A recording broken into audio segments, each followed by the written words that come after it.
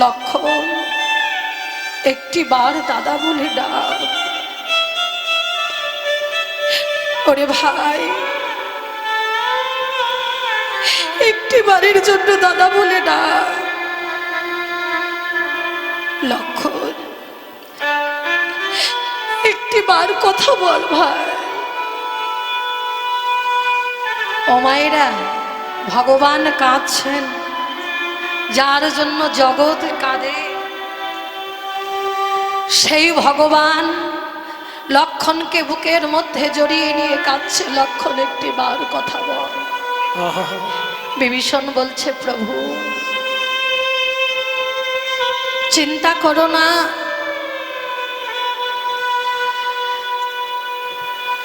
বিভীষণ বলো আমার লক্ষণ কি করলে ভালো হবে। বিভীষণ বললেন, দয়াময় সুসেন বৈদ্যকে একটু খবর দাও, সে দেখে বলতে পারবে লক্ষণ ঠাকুর বাঁচবে কি না।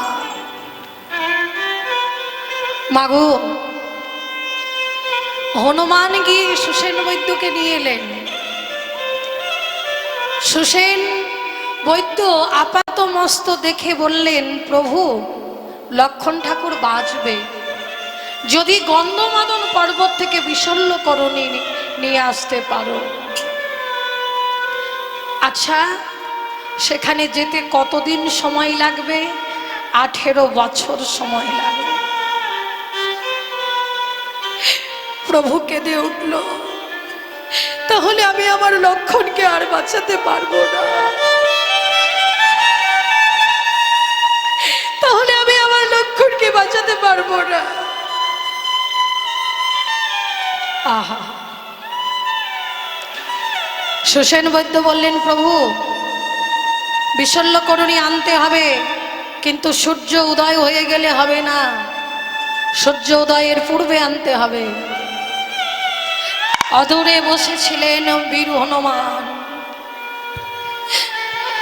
দিয়ে করজোরে বলছে, প্রভু তুমি যদি অনুমতি দাও তবে আমি যেতে পারি সেই গন্ধমাদন পর্বতে।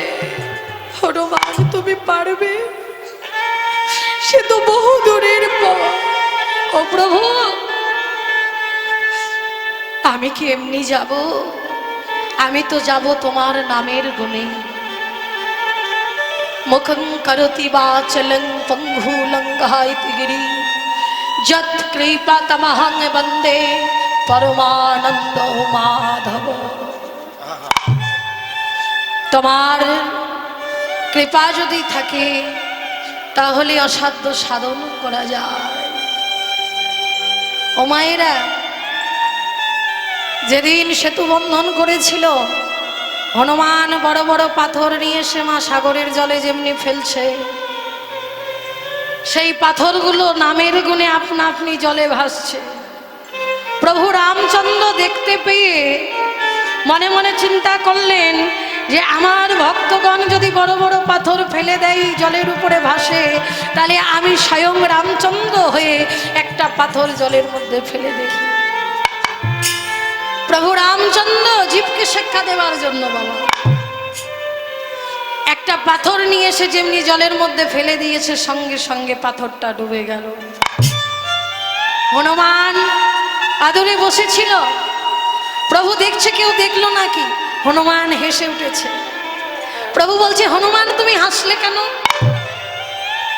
প্রভু, হাসবো না? তোমার লীলা দেখেই যে আমার হাসি পেল। কেন? আচ্ছা হনুমান, তোমরা এত বড় বড় পাথর জলের মধ্যে ফেলে দিলে, পাথরগুলো জলে ভেসে উঠছে, আর আমি একটা ছোট্ট পাথর ফেলে দিলাম, কেন ডুবে গেল বলতে পারো? ও প্রভু, ওই কথা আমায় জিজ্ঞাসা করছো? সবই তো তোমার লীলা।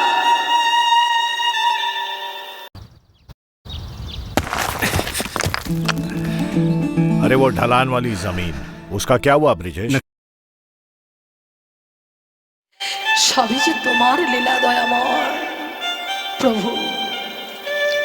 এই জগতে তুমি যাকে ছুঁড়ে ফেলে দাও সে কি আর কখনো ভাসতে পারে গো? হরি বল হরি বল। আর তুমি যাকে ভাসিয়ে রাখো সে কি কখনো ডুবতে পারে প্রভু? পারে না। তাই তুমি যাকে ডুবিয়ে দিয়েছো সে আর ভাসবে কি করে? আর যাকে তুমি ভাসিয়ে রেখেছো সে আর ডুববেই কি করে? তাই তুমি যাকে রক্ষা করো